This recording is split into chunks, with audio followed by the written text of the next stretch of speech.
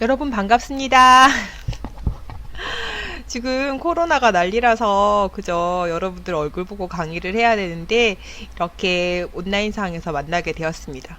제가 너무 아름다운 외모를 가지고 있어서 얼굴을 보여주면 여러분들이 공부에 방해가 될까봐 PPT에 녹음한 자료를 보여주도록 하겠습니다. 이번 학기는 여러분들이랑 아동작업치료학 과목으로 만나게 될 텐데요. 네, 여러분들이 이제 아동 과목은 1학년 때 배웠던 장애아동의 이해라고 하는 과목이 있었고 2학년 때는 아동과 관련된 과목이 없었죠. 그래서 이제 여러분들이 어떤 수업을 했는지 까맣게 잊고 있을 텐데 그때쯤 되어서 돌아오는 과목이 3학년 1학기 아동작업치료학 및 실습 과목이 있습니다. 그러고 3학년 2학기가 되면 여러분들은 감각통합 및 실습이라고 하는 과목을 배우게 되고요. 그러고 4학년 때는 학교작업치료학 과목이 개설되어 있습니다.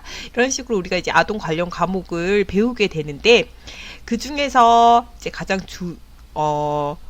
필수적인 과목이라고 하면 아동 작업 치료학 및 실습을 들 수 있겠죠. 그래서 이제 여러분들이 3학년 여름방학 실습을 가기 전에 필수적으로 알고 나가야 되는 과목이어서 3학년 1학기에 배정하게 되었습니다. 자, 그러면 강의 계획서를 한번 자세히 살펴볼까요?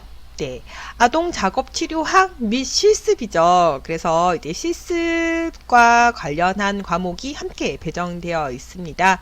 여러분들이 그래서 과목은 강의, 실습, 그러고 PBL, 와이즈 수업이 함께 적용되는 과목이죠. 3학점 4시간으로 구성되어 있는 과목이고요. 우리가 1시간 수업은 실습이나 또는 촉지 시험으로 대체하기 위해서 여러분들 1시간은 따로 떼져 있는 거 봤죠? 그렇게 운영이 되게 됩니다. 분반 과목이어서 제가 일단 한 분반에 관련된 시간표 강의 계획서를 가져왔기 때문에 강의 요일은 여러분들이 각각 맞는 시간대로 확인하면 됩니다. 이제 교과목의 개요. 네. 작업 치료학 분야 중에서 아동 작업 치료에 관해서 학습하는 과목으로 다양한 질환을 가진 아동의 작업 치료 중재에 관해서 학습을 하게 됩니다. 다양한 질환이라고 기술을 하고 있지만 이제 우리가 아동 작업 치료학 과목에서 가장 중요하게 다루는 질환은 뇌성마비입니다. 성인에서 우리가 가장 많이 보는 질환이 뇌졸중, 요즘 노인 환자들도 많이 보고 있기 때문에 노인 환자들은 치매를 들 수 있겠죠. 그러면 아동 작업 치료에서 가장 많이 보는 질환은 뭡니까? 라고 이야기를 하면 뇌성마비를 들 수 있습니다. 예전에는 이제 뇌성마비, 그 다음에 지적장애 아동들을 많이 진료를 했었는데요. 요즘은 이제 발달장애 아동들, 즉 자폐와 관련된 아동들이 조금 더 증가하고 있는 추세입니다. 아동 작업 치료학 과목에서는 뇌성마비와 관련된 내용을 집중적으로 다루게 됩니다. 네, 어떻게 다룬다고요? 집중적으로. 네. 아주 집중적으로 다루게 되는 건 뇌성마비고요. 이제 강의 시간이 제한되어 있기 때문에 기타 질환들은 뇌성마비만큼 자세하게 다루지는 못하게 됩니다. 하지만 이제 그러면 우리가 다른 질환들은 중요하지 않습니까? 라고 얘기하면 그렇지 않기 때문에 뭐 어떻게 할까 고민을 많이 했어요. 그래서 YGX, 즉 PBL 과목을 연계하기로 했습니다. 우리가 수업은 뇌성마비를 중점적으로 하게 되고 YGP를 통해서 다양한 질환을 여러분들이 해석하고 적용하는 방법을 배워보도록 하겠습니다. 일단 우리가 아동을 치료하기 위해서는 그죠? 아이가 어떻게 크는지 알아야 되겠죠? 그래서 정상 아동 발달에 관한 이해를 기본으로 하고 있습니다. 여러분들이 1학년 때 배웠던 장애 아동의 이해, 인간 발달 수업이었죠.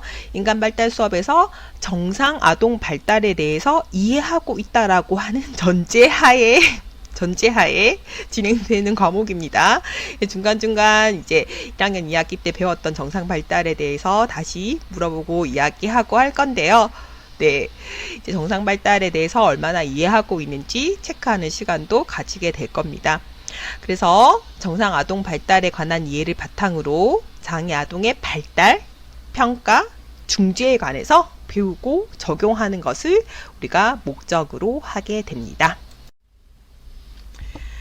자, 여러분. 네. 어, 방금 제가 녹음한 내용을 좀 들어봤거든요. 진짜 제 목소리 너무 싫어서 이걸 계속 할 수 있을지 모르겠습니다. 너무, 네. 이런 그 사이버 강의에 적합하지 않은 사람인가 봐요. 네. 목소리가 너무 당황스럽습니다. 그래도 일단 여러분들 해보도록 하겠습니다. 자, 수업 방법은 일단 강의.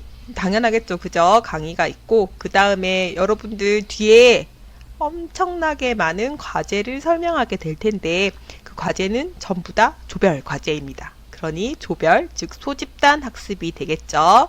자, 블렌디드. 원래는 제가 블렌디드 강의는 PBL 때문에 넣어뒀는데요.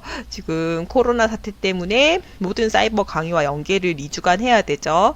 그래서 블렌디드는 PBL과 우리가 사이버 강의가 조합된 강의를 시행하게 됩니다. 그 다음에 아동 작업 치료실을 사용한 실험 실습이 같이 진행되게 될 거예요. 핵심 역량, 당연히 작업 치료에서 중요한 전공 과목에 해당을 하죠. 그래서 실무 전문성, 여러분들의 작업 치료의 실무 역량을 강화하는 과목이 되게 됩니다. 자, 그래서 평가 방법. 네, 잘 보세요. 자, 제가 항상 이제 강의 평가에 대해서 여러분들한테 여러 가지 이야기를 하게 되는데, 여러분들이 출석에 대해서 이렇게 별로 신경을 쓰지 않는 사람들이 있어요. 지금 이제 강의 계획서 하나씩 설명할게요. 출석은 20%입니다. 20%? 뭐 20%라고 생각할 수 있는데, 여러분들 시험이 한 문제당 1점이에요. 근데 출석은 지각 1점 감점, 결석 2점 감점입니다. 여러분들이 한 번 결석을 하게 되면 우리가 중간고사 2문제 또는 기말고사 2문제를 더 맞춰야 된다라는 거죠. 그래서 출석은 기본이 되게 됩니다. 20%. 그리고 여러분들이 알다시피 4번 이상 결석을 하게 되면 그게 아무리 공결이 되더라 해도 여러분들이 이 학기 수업을 이수하지 못한 게 되기 때문에 출석 미달로 F학점을 받게 됩니다. 자, 그래서 출석. 그래서 이제 출석에 대해서도 제가 한 가지 설명을 하겠습니다. 여러분들이 아파서 못 온다, 막 이런 사람들이 있거든요. 네, 제가 여기에 대해서 여러 가지 이야기를 하게 되는데, 아파서 못 온다, 차가 막혀서 못 온다, 뭐 이제 다양한 얘기들을 하죠. 근데 저는 단 한 번도 아파서 수업을 안 온 적이 없습니다. 제 수업은 알다시피 제가 1교시 수업 좋아하는 거 알죠? 항상 1교시 수업 있습니다. 근데 제가 뭐 아파서 수업을 못 왔다. 그런 적은 지금까지 없었어요. 그래서 여러분들도 될 수 있으면 아파서 못 온다. 이런 건 없었으면 좋겠고, 혹시 정말 아플 수 있는데 이게 진짜 아픈 건지 아니면 아프고 싶은 건지에 대해서 제가 구별하기가 어렵죠. 그렇기 때문에 단순히 병원을 다녀온 진료 기록부를 제출한다라고 해서 공결로 인정하지는 않겠습니다. 그러면 병원은 어떤 것만 인정을 해주나요? 응급실을 갔다거나 입원을 했다거나 수술을 했다거나 정말 타당한 사유로 못 올만 했겠구나 라고 인정을 해야지만 제가 출석은 공결로 인정을 해주고, 뭐 치과에 갔어요, 머리가 아파서 병원에 갔어요, 이런 건 네, 인정하지 않도록 하겠습니다. 카톡이 계속 오는데 카톡 소리가 들리나요? 네, 자, 인정하지 않도록 하겠습니다. 될 수 있으면 출석은 잘 지켜주세요. 그리고 중간고사, 네, 25%. 입니다. 기말고사 25%입니다. 보통은 중간고사 30, 기말고사 30인데 이번 아동작업치료학 수업은 중간고사 25%, 기말고사 25%입니다. 이건 뭘 의미하는 걸까요? 당연히 프로젝트나 과제물의 성적이 포함된다라는 거겠죠. 바로 옆에 이제 프로젝트 점수가 10% 있습니다. 그리고 과제물 성적 10%가 있죠. 뒤에 이제 과제 설명하면서 이야기를 하겠지만 프로젝트와 과제물 성적은 여러분이 상호적으로 평가를 하게 됩니다. 조원평가와 발표평가가 들어가게 되죠. 그래서 조원들이 얼마나 성실히 참여했느냐, 다음에 저조의 결과물이 어떠하냐 등에 대해서 평가를 하도록 하겠습니다. 그 외에 기타는 제가 여러분들에 대해서 내리는 평가입니다. 가끔 학생들 중에서 출석도 잘해요. 중간고사도 잘 치고 기말고사도 잘 치는데 수업 시간에 잔다든지 아니면 친구랑 떠든다든지 수업 태도는 별로 좋지 않아요. 그런데 시험 기간에 시험만 공부를 잘 한다거나 출석만 잘한다라고 해서 성적을 잘 받는 건 그건 형평성에서 어긋나겠죠. 그래서 기타에는 제가 여러분들을 다양한 방법으로 평가하는 참여도, 수업 태도 또는 다른 시습 태도 등에 대해서 평가를 하는 10%의 점수를 두도록 하겠습니다. 네, 여기까지 평가 방법이에요. 우리 뒤에 대망의 과제물에 대해서 다시 이야기를 해보도록 하겠습니다. 네, 대망의 과제물입니다. 일단 과제물 설명하기 전에 조금 더 쉬운 밑에 교재 및 참고 도서에 대해서 이야기를 할게요. 여러분들 선배들이 들고 다니는 하늘색 아동 작업 치료학 책 본 적 있을 겁니다. 네. 페디아트릭 OT라고 하는 아주 유명한 책이죠. 이제 아동 작업 치료의 교과서 같은 책. 우리가 몇 년에 한 번씩 개정판이 나오고 있습니다. 이번에 사용하는 책은 2018년에 개정된 아동 작업 치료학 교재를 사용하도록 하겠습니다. 제가 여러분들한테 카톡 단체방에서 공지를 하기는 했는데요.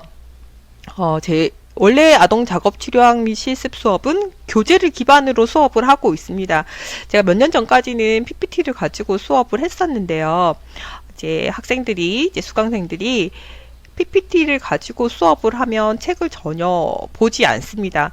그런데 이제 책에 나와 있는 다양한 평가 도구나 책에 나와 있는 사례들 이런 것들이 이제 국가고시에서 출제가 되고 있죠. 그렇기 때문에 책을 보지 않고 PPT에 나와 있는 내용만 숙지를 했을 경우에는 나중에 학습하는 데 문제가 생기기도 합니다. 그리고 우리 사례형 문제가 갈수록 길어지고 있는 추세거든요. 그러면 그 긴 글에서 중요한 내용이 무엇인지를 우리가 도출해 낼 수 있어야 되는데 PPT로는 그런 역량을 기르기에 한계가 있어서 제가 몇 년 전부터 PPT를 폐지했습니다. 원래 가지고 있는 PPT들이 있는데 사용하지 않고 아동 작업 치료학 교재를 통해서 수업을 하고 있죠. 근데 지금 사이버 강의를 해야 되니까 어쩔 수 없이 제가 PPT를 사용하기는 하겠지만 여러분들이 4주차 지나고 이제 우리가 정식 개강 기간이 돌아왔을 때 학교에 올 때는 모두 다 교재를 소지하고 와야 됩니다. 그때는 원래대로 교재를 가지고 수업을 하도록 하겠습니다. 교재 미리 주문해서 꼭 필참해서 가지고 오세요. 선배들도 이 수업 했기 때문에 교재를 가지고 있을 겁니다. 만약에 구입하지 못한 사람들은 선배들한테 이제 빌려서라도 꼭 가지고 와야 합니다. 다시 한번 얘기했어요. 자, 우리가 이제 만나서 수업할 때는 꼭 교재를 필수 지참해야 됩니다.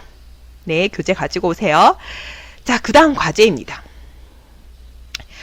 원래 아동 작업 치료 과목은 과제가 많기로 유명한 과목이죠. 이제 학생들이 3학년 1학기가 제일 싫어요 라고 하는 이유 중에 하나도 아동 작업 치료학 과제 때문이라고 생각은 하고 있습니다. 하지만 해야지 어떻게 하겠어요. 그죠? 일단 첫 번째, 우리 아동 작업 치료에 굉장히 많은 평가 도구들이 있습니다. 네, 평가 도구들이 있어요. 그런데 우리가 이제 작업치료 평가 수업이 있죠. 작업치료 평가 수업에서는 아동 작업치료 평가는 다루지 않고 대부분 성인 작업치료 평가만 다루고 있는 걸로 알고 있어요. 그럼 아동 작업치료 평가에 관련된 한 과목을 개설을 해야 되는데 그럴 이제 우리가 그 시간이 없습니다. 정규 과정상. 그래서 이제 어떻게 할지 고민을 하다가 아동 작업치료학 과목에 아동 작업치료 평가 도구를 이제 융합했습니다. 여러분들은 아동 작업치료 평가 도구도 이 시간에 같이 하는 거예요. 굉장히 많은 평가 도구들이 있습니다. 그래서 우리가 중요한 평가 도구들부터 새로 나온 평가 도구들까지 매우 다양하게 있는데 이번 아동 작업치료 과제는 앞에서 설명했듯이 전부 조별 과제입니다. 조는 5인 1조고요. 그래서 조별로 일단 첫 번째 과제는 조별로 아동 작업치료 평가 도구를 하나씩 골라서 그 고른 평가 도구를 발표해야 합니다. 제가 아동 작업 치료 평가 도구 리스트는 줄 거예요. 그 리스트들을 가지고 여러분들이 하나씩 고르는 겁니다. 조별로. 그래서 그 조에서 발표를 해야 되는데, 우리가 지금 여기 유인물에는 3주차부터 발표를 한다라고 되어 있죠. 근데 이제 여러분들 실습 때문에 1, 2주는 SNS로, 3, 4주는 우리가 사이버상으로 학교에 오면 수업을 시작하게 됩니다. 그러면 학교에 처음 왔을 때 우리가 평가 도구 발표를 당장 시작을 해야 되죠. 왜냐하면 5인 1조이기 때문에 수업상. 근데 이제 그 주까지 우리가 대면을 하지 않는 것이 좋다라고 했기 때문에 5주는 넘어가고 6주차 수업부터 아동 평가 도구 분석 발표를 시작하도록 하겠습니다. 그러면 한 주에 2번 발표해야 될 수도 있습니다. 2조가 발표해야 될 수도 있어요. 평가 도구 리스트는 제가 다시 알려주도록 하겠습니다. 그 다음에 이제 아동 작업 치료 평가 도구 분석이 한 개의 과제고요. 두 번째 과제는 베일리 3를 분석하는 겁니다. 베일리도 아동 작업 치료 평가 도구 중에 하나이지만 베일리는 따로 떼서 항목 하나하나를 분석하는 걸 배우도록 합니다. 그 이유는 뭐냐면 베일리 3가 우리가 의료보험 수가로 산정이 되었어요. 그래서 지금 병원에서 굉장히 베일리 오더를 많이 내고 있습니다. 그리고 아동 작업치료사를 뽑을 때 베일리 평가 가능자라고 공지를 내서 뽑고 있거든요. 그래서 베일리 3는 우리가 굉장히 디테일하게 다루게 됩니다. 또 여러분들은 정말 다행인 게 여러분들 선배들은 다 베일리 3를 영문판으로 번역해서 발표를 했어요. 그런데 작년부터 베일리 3 한글판이 나왔습니다. 여러분들은 한글판으로 수업하면 돼요. 너무 좋죠. 그래서 각 평가 항목별로 어떻게 평가하는지 항목을 조별로 나눠서 앞에서부터 발표를 하게 됩니다. 그죠? 이제 대신 제가 이제 사이버 강의에서 얘기를 할 텐데요. 베일리 3 우리가 그 한글판으로 바뀐 거에는 점수를 내는 방법이 없습니다. 이제 우리나라에서 표준화를 하면서 우리가 채점 코드에다가 입력을 하면 그 평가 결과를 저희한테 보내주는 방식으로 바뀌었거든요. 근데 이제 현재 병원에서는 베일리 3 영문판에서 사용하고 있는 채점 기준표를 가지고 바로 채점을 하기를 원하고 있어요. 그래서 베일리 3 채점하는 방법은 제가 수업을 하도록 하겠습니다. 여러분들은 베일리 3의 한글판에 나와 있는 항목별 시행 방법에 대해서만 하면 됩니다. 그 다음에 이제 PBL이에요. PBL 과제는 제가 바로 2주차부터 나간다라고 했죠. 각각 다른 주제를 조별로 줄 거예요. 그럼 조별 골라서 제가 이제 우리가 3학점 4시간 수업이라고 했죠. 마지막, 그러니까 3시간은 같이 수업이 붙어 있고 1시간은 떨어져 있는데 그 떨어져 있는 1시간의 시간은 PBL 시간이라고 보면 됩니다. 가끔 쪽지 시험을 치기도 할 거고요. 수업 진도가 나가지 않으면 진도를 나가기도 하겠지만 대부분은 PBL 과제, PBL을 하는 시간으로 대체가 됩니다. 그래서 PBL, 조별 PBL을 그 시간에 논의하고 결과를 도출하면 됩니다. 그래서 여러분들이 PBL은 이제 이 학기 수업이 끝나갈 때 매주 모여서 나누었던 우리가 PBL 분석 과정을 통해서 발표를 진행하게 됩니다. 그럼 이제 나중에 마지막에 만약에 10개의 조가 발표를 했으면 10개의 조가, 그러니까 만약에 내가 1조였어요. 그러면 1조원이 2조부터 9조까지 중에서 어느 조가 제일 발표를 잘했는지에 대한, 그러니까 이 PBL을 도출을 잘했는지에 대한 발표평가를 진행하게 됩니다. 그리고 우리가 지금 이제 PBL은 다음 주부터 진행을 하게 되잖아요. 그죠? 그렇게 진행을 하게 된 PBL을 각 조원들이 얼마나 성실하게 참여를 했고 이걸 하는데 얼마나 도움이 되었는지 각 조원을 평가하게 됩니다. 그래서 조원평가와 발표평가가 동시에 진행되게 되는 거죠. 그죠? 그래서 이 조원평가, 발표평가는 PBL에만 해당하는 건 아니고요. 평가도구 분석, 베일리 3 분석하는 모든 걸 포함해서 우리가 이야기를 하게 됩니다. 이해했어요? 네. 이렇게 과제물은 총 3가지. 아동 작업치료 평가도구 분석, 다음에 베일리 분석, 다음에 아동 PBL 과제 수행, 네, 조별평가, 발표평가 진행되게 됩니다. 됐나요? 네, 그러면 각 주차별로 수업이 어떻게 진행되는지에 대해서 설명을 하도록 하겠습니다. 자, 우리 지난주 학교에서 이제 사이버 수업 하라고 하기 전부터 제가 이제 SNS 카톡에 여러분들 단체창을 만들어서 아동 작업 치료는 원래대로 3월 1일 부터 수업을 진행합니다 라고 이야기를 했습니다. 자, 그 이유는 여러분들 여름방학 실습을 나가야 되는데 실습 2달 나가야 되죠. 이제 하염없이 수업이 미뤄지게 되면 여러분들 실습 기간에 차질이 생기기 때문에 저희는 먼저 수업을 진행했습니다. 강의 안에 대해서 다시 이제 설명을 하도록 할게요.